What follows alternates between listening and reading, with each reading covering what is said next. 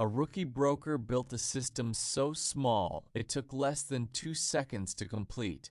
18 months later, he was outperforming every talented salesman in the building, and the secret wasn't in his head. It was sitting on his desk.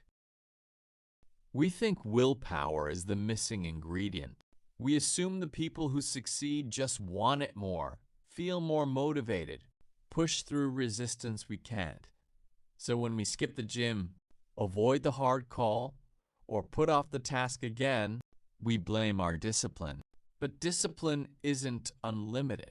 It runs out by 3 p.m. It disappears on bad days. Which means if your habit depends on motivation, it's only a matter of time before it collapses.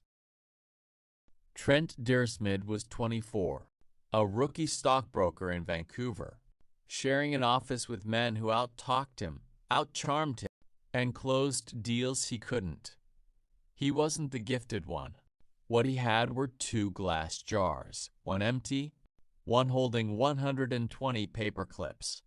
Every time he made a cold call, win or hang up, he moved 1 clip from the full jar to the empty one.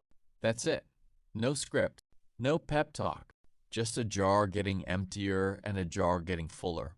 Here's what was actually happening underneath the surface. Every habit runs on a loop. A trigger, a craving, a response, a reward. The jar was Trent's trigger, sitting right there, impossible to ignore. He didn't have to decide whether to make another call. The jar decided for him. And moving a clip takes about 2 seconds, which meant his brain never needed to talk itself into it. Nobody resists a 2-second task, but you can't move the clip without making the call first.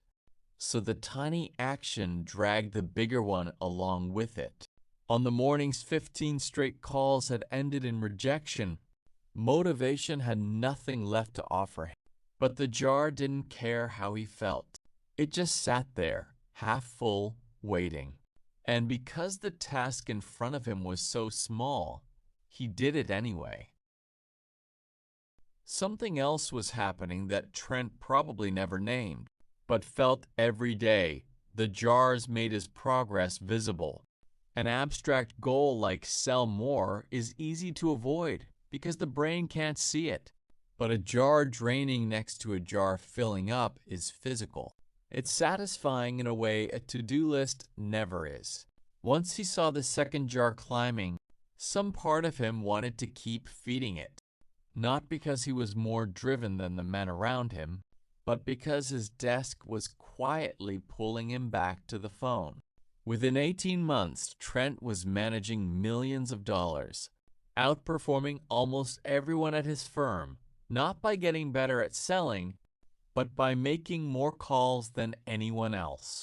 And he never once had to rely on how he felt that morning.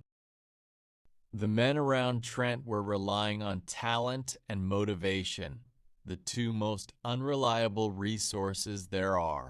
Trent built a system that didn't need either. He shrank the habit down until the first step was almost impossible to skip, put the trigger somewhere he couldn't avoid seeing it, and gave himself a visible reward for showing up. None of that required more discipline. It required a smaller first step and a jar he had to look at every day. This is the part most people get backwards. We set the goal, then wait for the willpower to arrive. Trent designed the desk first and let the desk do what willpower couldn't. You don't rise to the level of your goals. You fall to the level of your systems. And Trent's system was small enough to survive his worst days,